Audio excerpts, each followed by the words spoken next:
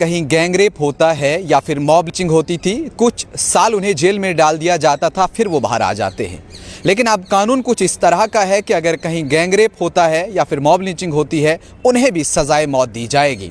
मेरे साथ इस समय बात करने के लिए मौजूद हैं एडवोकेट उमा जी। इनसे बात करेंगे और इन कानून के बारे में बात करेंगे जो 1 जुलाई से अब लागू किए जाएंगे पूरे हिंदुस्तान में। मैम, बहुत बहुत शुक्रिया। Thank you so much sir. थोड़ा सा बताइएगा, जो रिवाइज किए गए हैं 3 क्रिमिनल लॉज जो है, इनकी लाने की वजह क्या बनी और क्या हैं ये, थोड़े जनता को बताइए। देखिए, जो ये हमारे 3 लॉज थे, जो आईपीसी, सीआरपीसी और हमारा इंडियन एविडेंस एक्ट, ठीक है, ये हमारा ब्रिटिश कॉलोनियल रूल से चलते हुए आ रहे थे।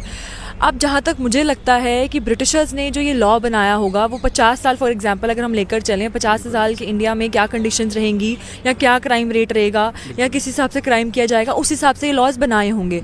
अब हमें इंडिपेंडेंस मिले हुए भी कितने साल हो गए हैं, तो जैसे जैसे हमारा कंट्री में चेंज आ रहा है, मॉडर्नाइजेशन आ रही है, तो डेफिनेशन ऑफ क्राइम रेट और क्राइम होना, क्यों होना, वो सब भी बदल रहा है। तो इस हिसाब से मुझे लगता है कि जो हमारा ये है 3 लॉ जो क्रिमिनल लॉज आए हैं, उनका बदलना भी ज़रूरी था, ताकि हमारे जस्टिस में जो है एडमिनिस्ट्रेशन ऑफ जस्टिस में वो प्रॉब्लम भी ना आए और जस्टिस हमारा स्पीडी से भी डिलीवर किया जाए और प्रोविजंस वगैरह क्लियर भी होंगे। अगर देखा जाए तो साइबर क्राइम की बात की जाए, साइबर क्राइम कैसे पता होगा उस टाइम पे कि बहुत से लोग इस चीज़ का शिकार हो रहे हैं इस समय। तो साइबर क्राइम का तो उस टाइम नहीं ना पता होगा, लेकिन साइबर क्राइम अब हो रहा है, तो उसका प्रोविजन बनाना तो अब ज़रूरत था ना। तो बहुत सारी ऐसी चीज़ें हैं, जैसे हमारा सिडिशन आ जाता है, उस टाइम पे उस चीज़ की ज़रूरत होगी, इस टाइम पे नहीं है।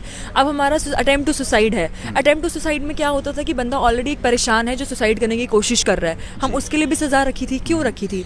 अब हमारी नेग्लिजेंस बाय डेथ हो जाती है, कोई किसी की मौत हो जाती है, कोई किसी की गलती की वजह से, उसमें भी पहले जो प्रोविजन था वो उतने अच्छे तरीके से लागू नहीं किया था।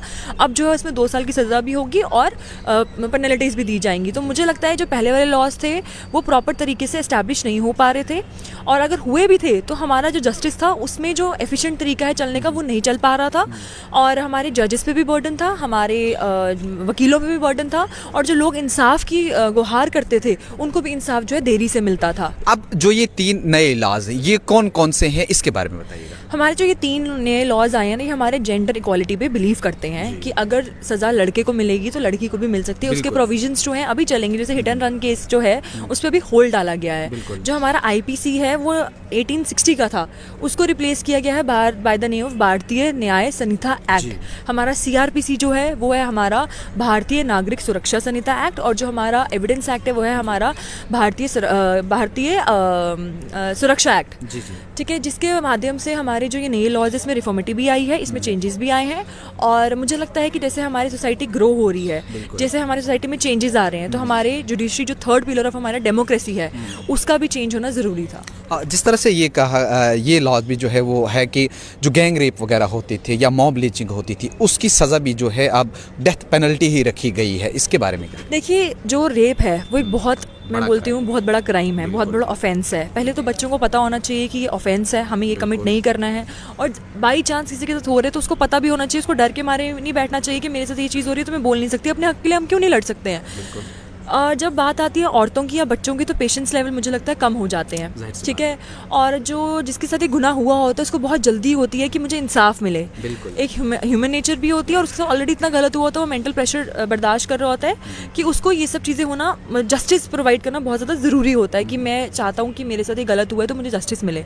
रही बात रेप की, तो रेप में अब जो प्रोविज़न है कि 1 हफ्ते के अंदर मेडिकल एग्जामिनेशन हो जाना चाहिए विक्टिम का, 1 हफ्ते में जो हमारी जजमेंट, 1 हफ्ते में जो हमारी आर्ग्यूमेंट्स है वो भी कंप्लीट हो जानी चाहिए, ठीक है।